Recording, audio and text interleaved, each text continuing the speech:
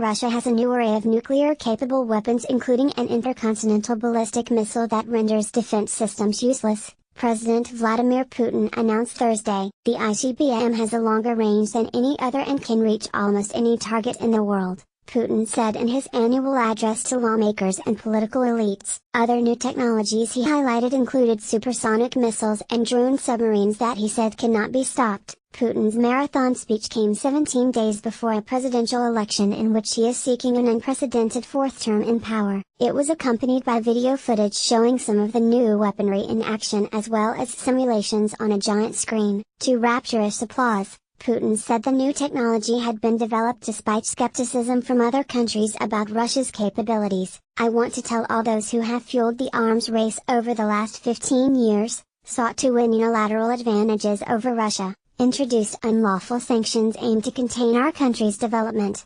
You have failed to contain Russia," he said. He accused the West of ignoring us.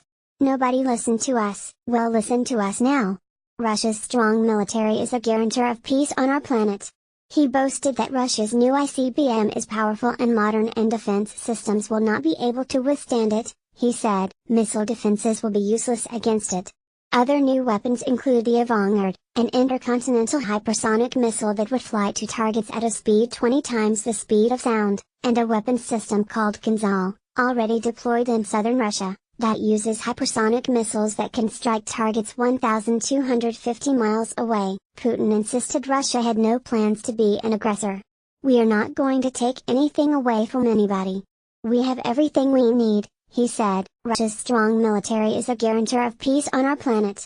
However, he warned, any use of nuclear weapons against Russia or its allies, any kind of attack, will be regarded as a nuclear attack against Russia, and in response we will take action instantaneously no matter what the consequences are. Nobody should have any doubt about that.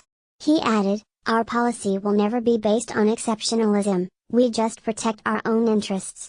America's nuclear strategy had raised concerns in Russia, he said. The display of military prowess came at the end of Putin's State of the Nation speech, which lasted almost 2 hours and covered everything from healthcare to the annual grain harvest. Earlier, the leader pledged to improve the lives of Russians by cutting poverty by half, boosting pensions and creating more daycare places. He also called for spending on urban infrastructure to be doubled over the next 6 years. Journalists watch as Russian President Vladimir Putin gives his annual State of the Nation address in Moscow on Thursday. Alexander Zemlyanichenko, AP. However, there was no detail on how his spending pledges would be funded. Polls suggest Putin, who has dominated Russian politics as president or prime minister for 18 years, is on track to comfortably secure another 6-year term. He told lawmakers and members of the political elite that Russia had huge potential but needed to improve its living standards. "We have not reached the necessary level in terms of people's well-being,"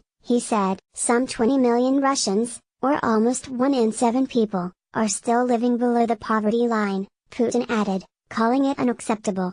Almost 70% of Russians are ready to support Putin in the March 18 election, according to a poll published Thursday by state news agency, TASS. There has been little in the way of campaigning, and opposition leader Alexei Navalny has been barred from running.